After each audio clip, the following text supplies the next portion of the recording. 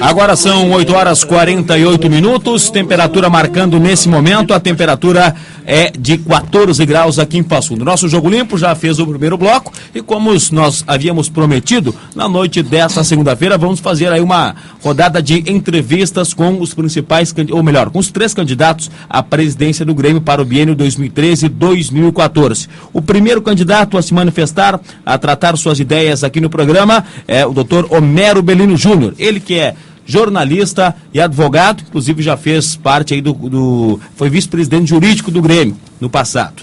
Doutor Homero, boa noite, é um prazer tê-lo aqui na Rádio Irapuru. Boa noite, Lucas, prazer é todo meu em poder conversar contigo, com os amigos aí da Rádio Irapuru.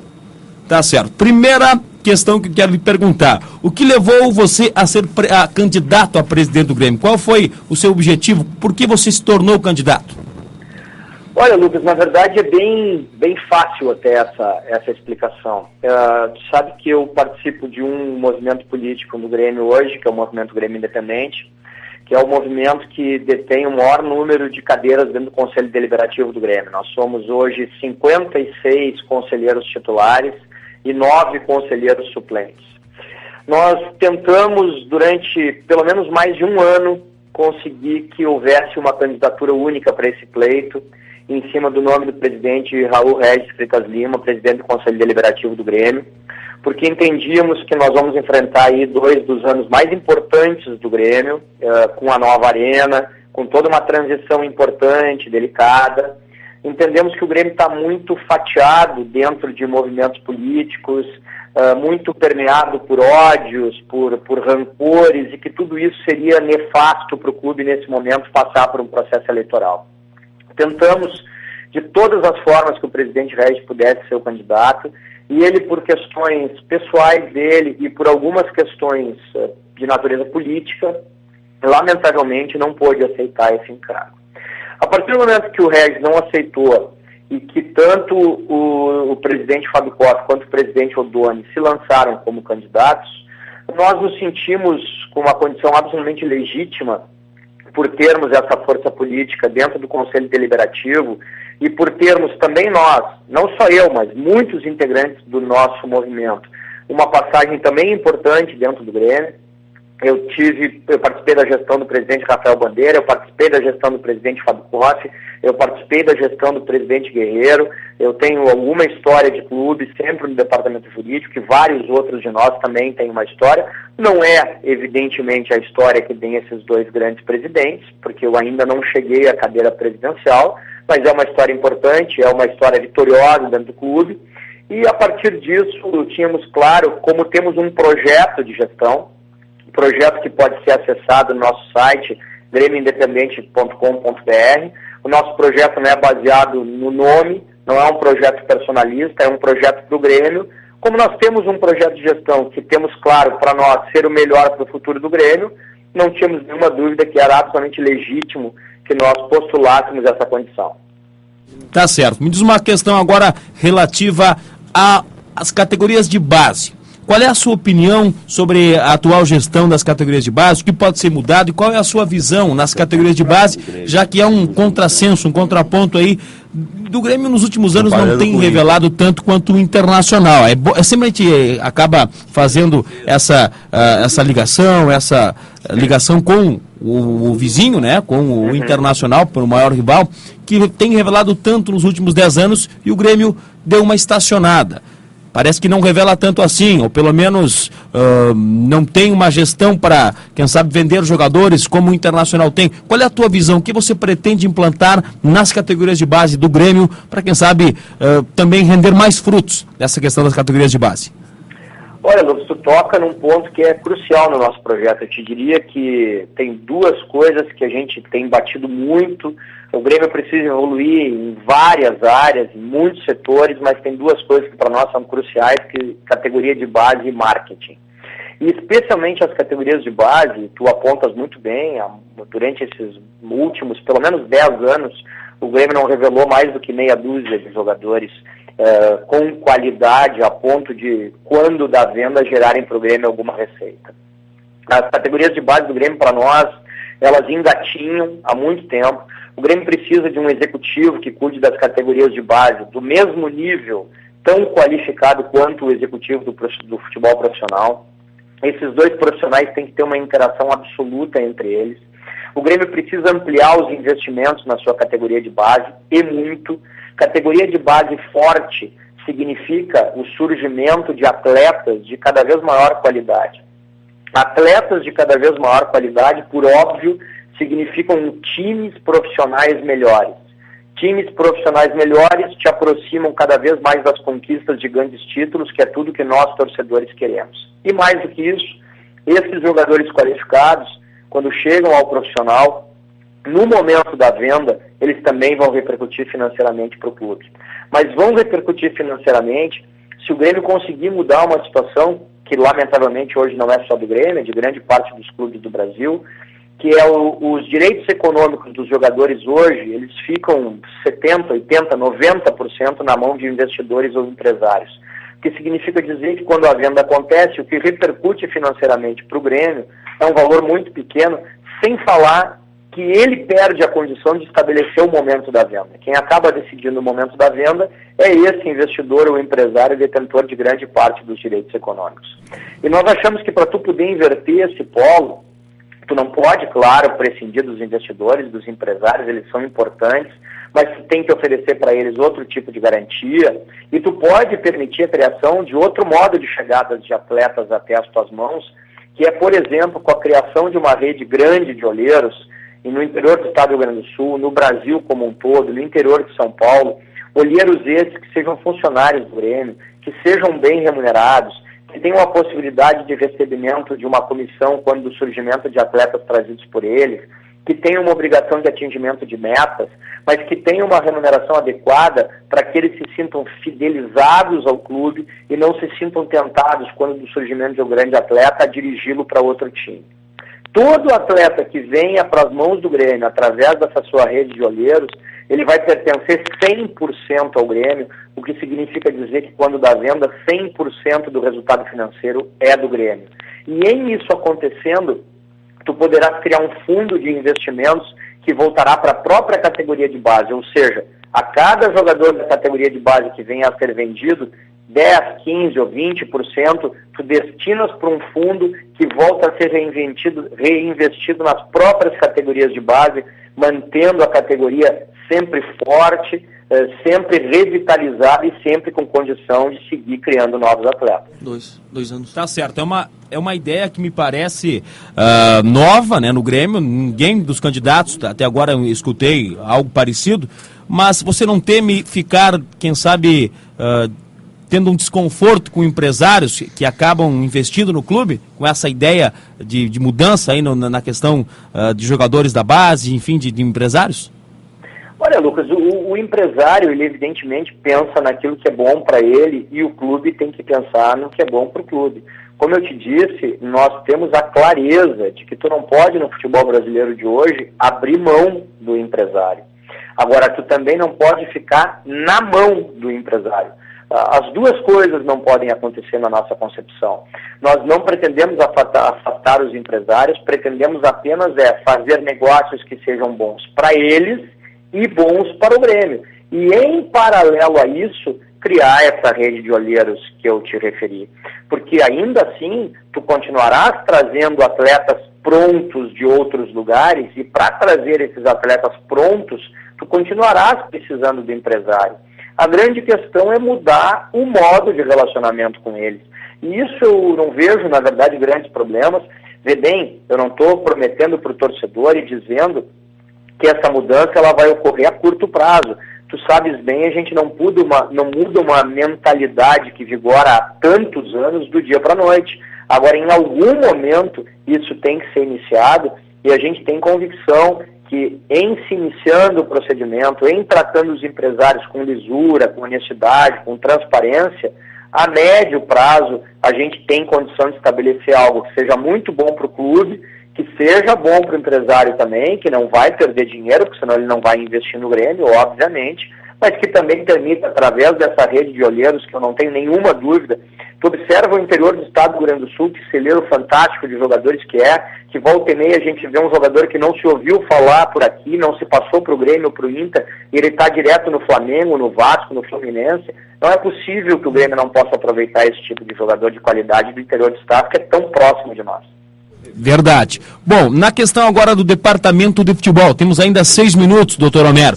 Na questão do futebol, deve ter alguma coisa ligado ainda com a categoria de base. Você pretende também fazer grandes investimentos no futebol, como não só de atletas, mas na questão gestão de futebol, você pretende fazer grandes investimentos, trazer jogadores de renome, ou vai apostar realmente na base a longo prazo?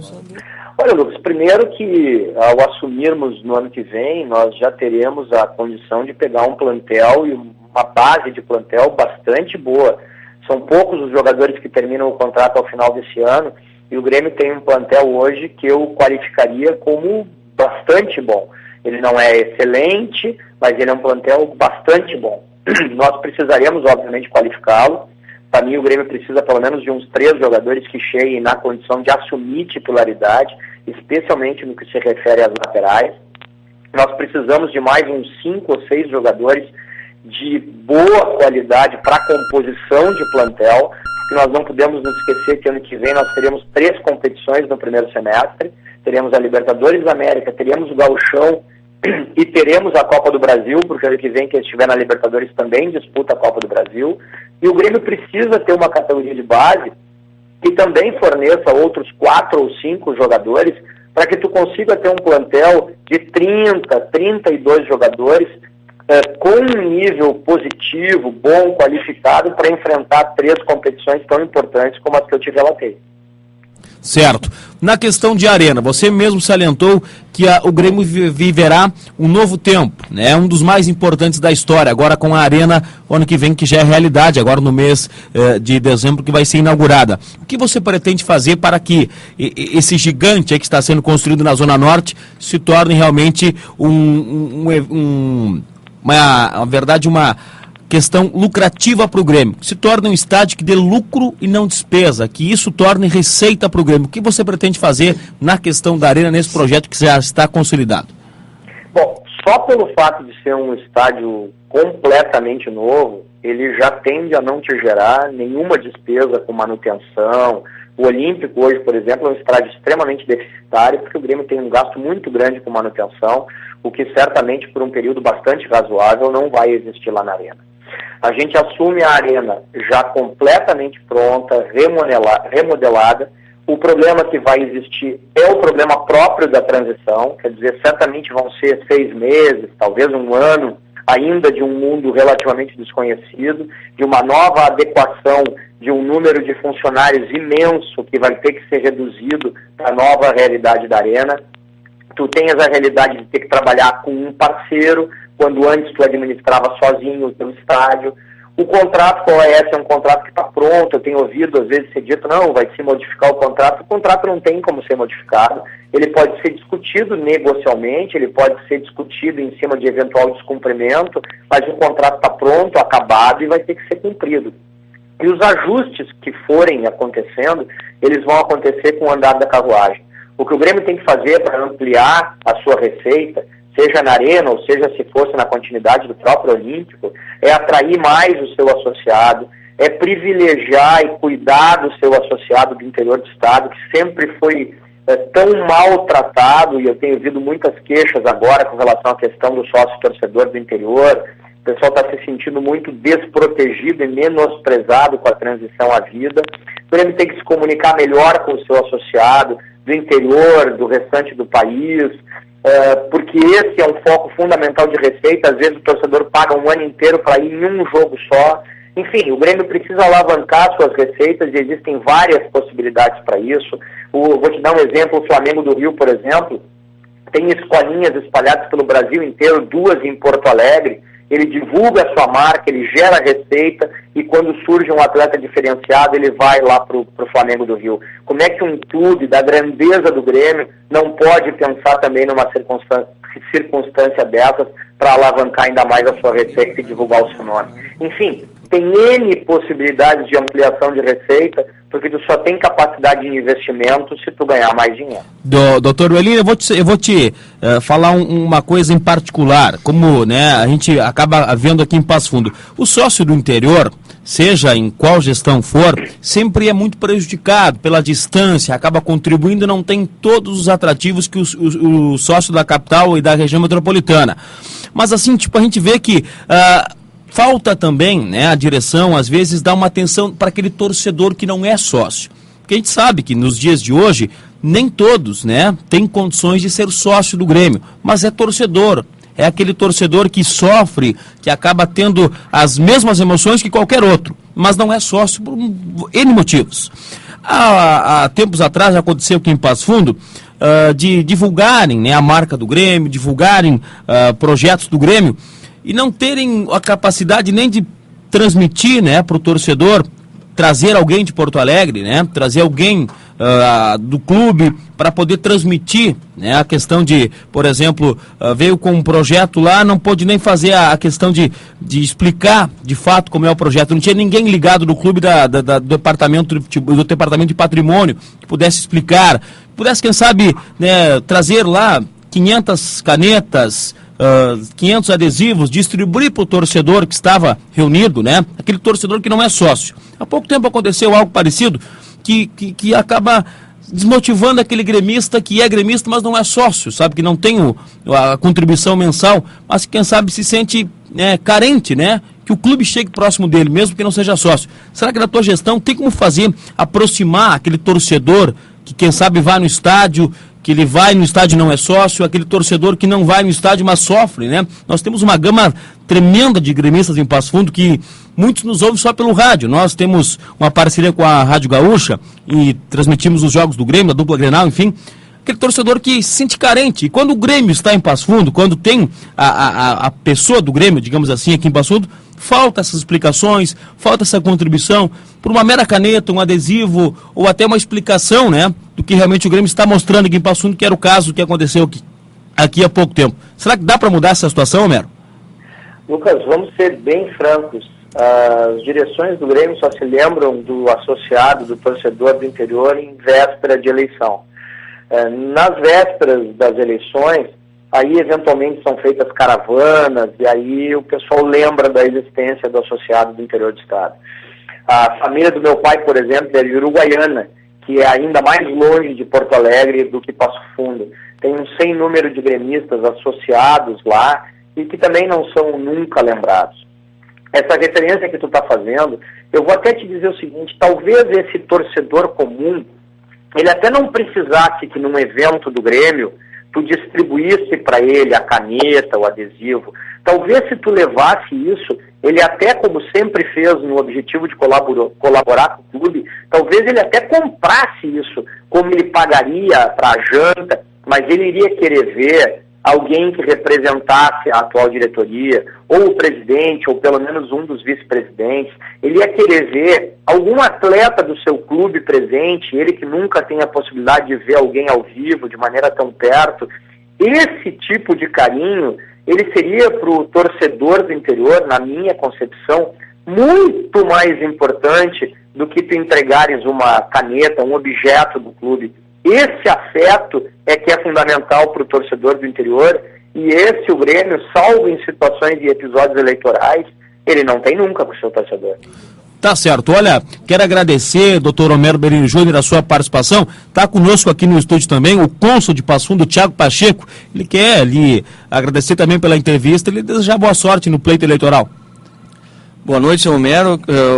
Em nome do consulado aqui de Passo Fundo, em nome do nosso conselheiro, Roberto Tozon, a gente deseja que essas eleições transcorram na maior tranquilidade possível, e a gente deseja que o senhor tenha uma boa campanha até o dia 20 e que tudo dê certo, uma boa sorte para o senhor nessas eleições.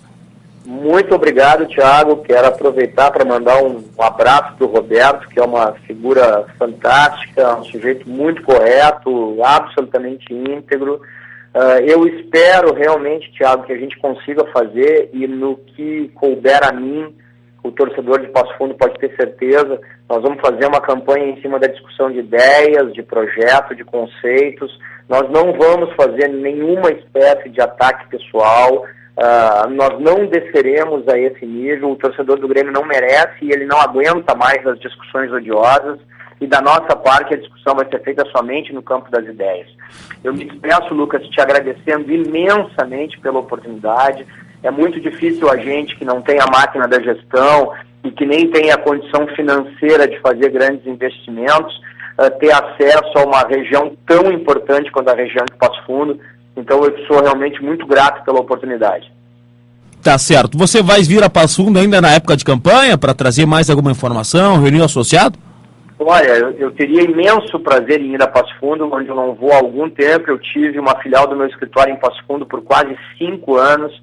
É uma terra que eu adoro e, sem dúvida, se eu tiver a oportunidade, eu irei aí com o maior prazer. Tá certo. Muito obrigado, doutor Homero. Um abraço para o senhor.